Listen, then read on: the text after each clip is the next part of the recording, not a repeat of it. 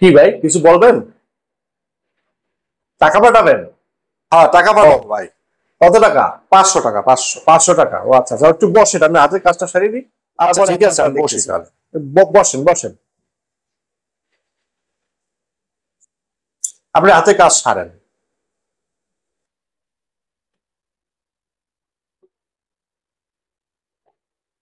আচ্ছা, নাম্বার নিয়ে জি, আসছেন? নাম্বার নিয়ে আসছি। ও আচ্ছা, নিয়ে আসছেন না?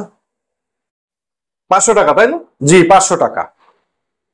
আচ্ছা বলেন ভাই, আপনার এই নাম্বার 01 01 9 হ্যাঁ 2 2 3।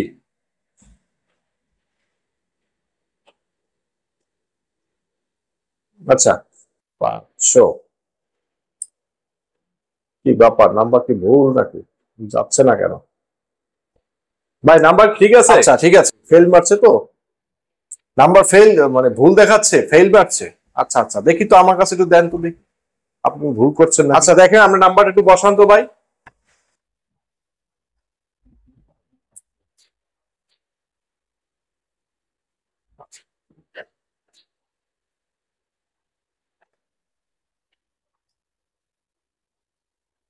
কি ব্যাপার, যায়?